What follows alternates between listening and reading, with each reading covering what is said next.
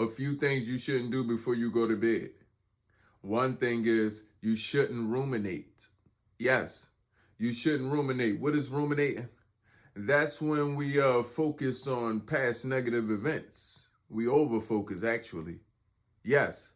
See, when you overthinking, sometimes you can be overthinking about a solution, and that overthinking may be to your benefit.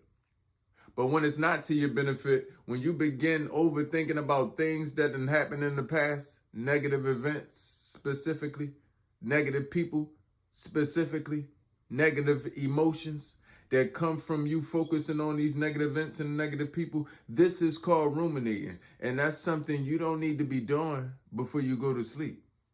You see, because as above, so below.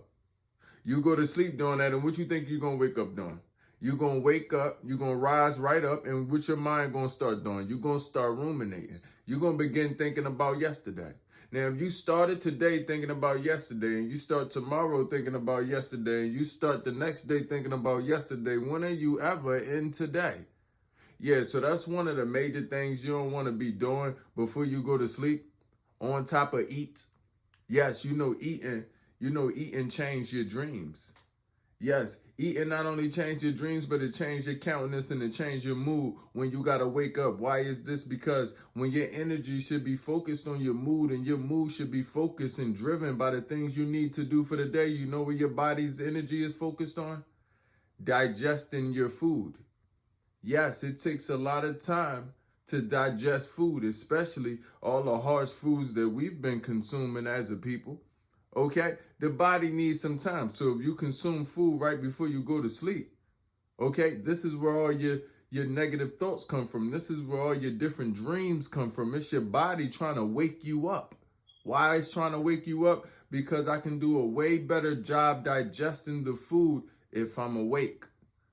I say, nevertheless, the last thing you want to avoid doing before you go to bed is handling your devices. Yes, you want to not only not handle your devices, but you want to remove the devices from the rooms that you sleeping in. You should not be sleeping in rooms with no electronics. The only electronics that should be in the room is the ones that came with the room, and that's the light switch. Okay? Maybe a lamp. Okay? You should not be sleeping around any electronics. If you need an alarm clock, put the alarm clock outside the room. That's to your benefit. It also pick you up and give you a reason to have to get up and go stop your alarm. But you do not need to be sleeping around Bluetooth. You do not need to